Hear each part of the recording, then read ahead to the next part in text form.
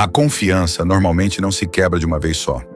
Às vezes começa com uma simples mensagem, um convite, algo que parece inofensivo.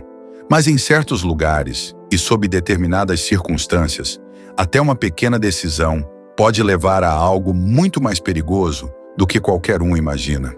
Em maio de 2020, um caso de Manaus chamou a atenção não apenas pela sua brutalidade, mas pela forma como se desenrolou, passo a passo, de um jeito que levantou sérias preocupações sobre juventude, influência e a realidade de ambientes criminosos em partes da cidade. Esta é a história do que aconteceu com uma garota de 14 anos, e como um único convite levou a um desfecho fatal. Os acontecimentos começaram no bairro da Compensa, localizado na zona oeste de Manaus.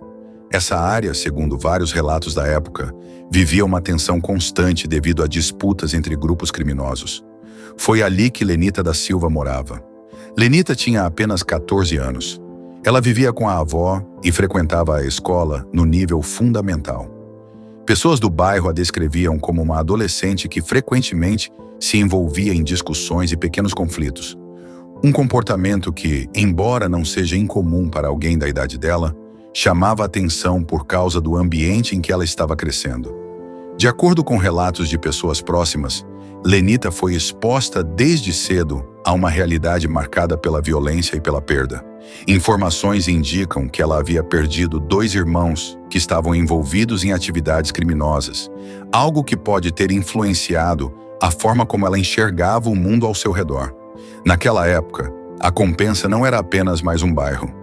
Era uma área onde tensões entre facções rivais podiam escalar rapidamente e onde até desentendimentos pequenos podiam se transformar em ameaças sérias. Pouco antes dos principais acontecimentos deste caso, algo aconteceu que afetou profundamente Lenita. Um homem de 22 anos, chamado Samuel Nogueira, conhecido localmente como Bola 8, foi morto. Segundo as informações disponíveis, Samuel era alguém muito próximo de Lenita, frequentemente descrito como sendo como um irmão para ela.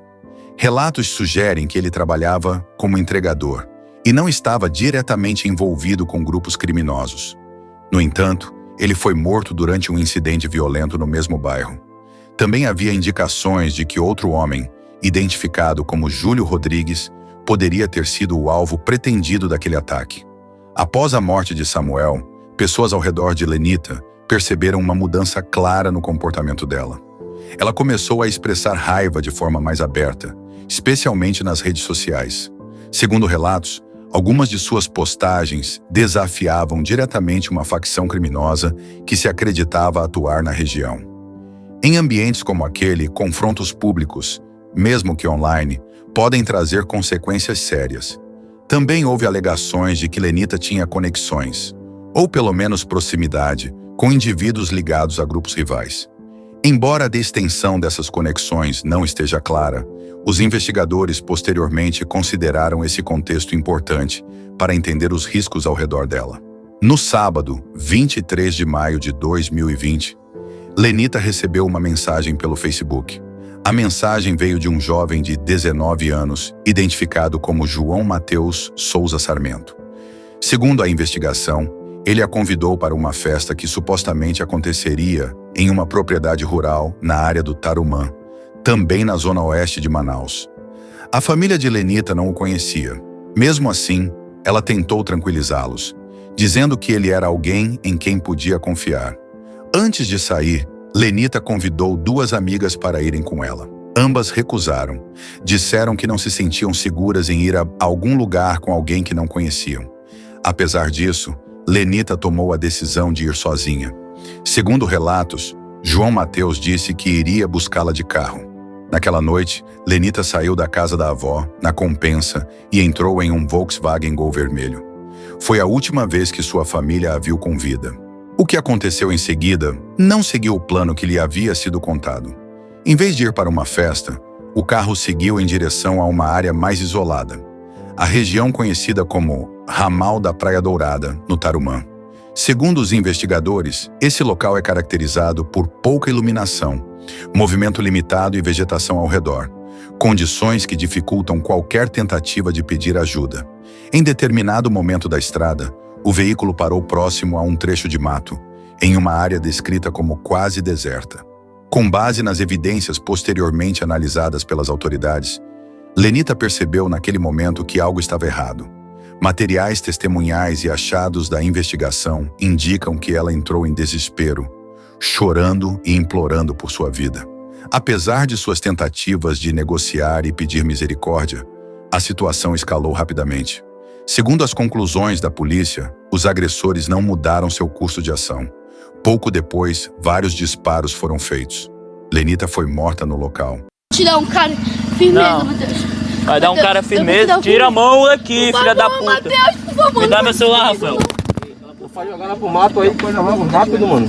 Matheus, não me mata não, só dá na minha costa, sei lá. Por favor, Matheus. Tá bom, eu vou... Mano, é rápido, dá-lhe lá pro mato aí, dá-lhe. Olha.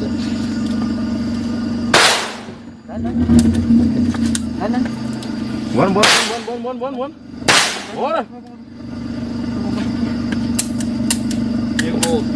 Bora, porra. Negou. Bora que tem um condomínio aí, ouve tudinho.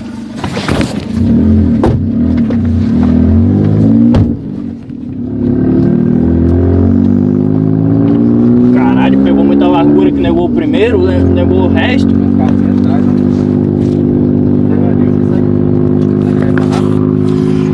A natureza do ataque, segundo os investigadores, indicava que ela não teve qualquer oportunidade real de se defender. Ainda naquela mesma noite, seu corpo foi encontrado naquela área do Tarumã. O caso rapidamente ganhou atenção em Manaus e provocou uma resposta imediata das autoridades. A Polícia Civil iniciou uma investigação para identificar os responsáveis. À medida que a investigação avançava, as autoridades conseguiram mapear os indivíduos envolvidos. Além de João Mateus Souza Sarmento, a polícia identificou Cleiton Vasconcelos Viana, de 29 anos, como o motorista do veículo usado naquela noite. Um terceiro indivíduo, Eric Anderson Nunes Castro, de 33 anos, foi identificado como participante direto da execução. Os três foram presos em outubro de 2020. Segundo as conclusões da polícia, foi Eric Anderson quem efetuou os disparos que resultaram na morte de Lenita. O caso acabou indo a julgamento. Com base nas provas apresentadas em tribunal, as sentenças foram definidas. Eric Anderson Nunes Castro foi condenado a 28 anos de prisão. João Mateus Souza Sarmento recebeu uma pena de 21 anos.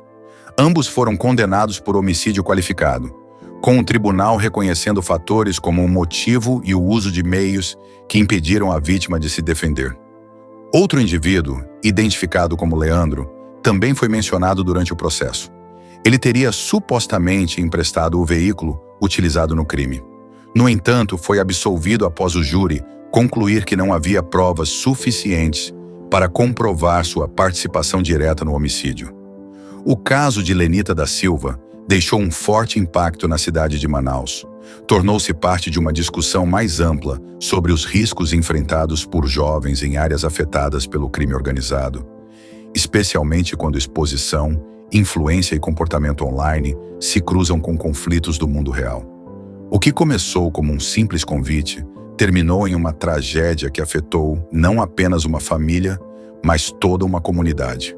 E como muitos casos marcados por ambientes complexos, deixa para trás não apenas respostas, mas também perguntas sobre como situações como essa podem escalar e se poderiam ter sido evitadas.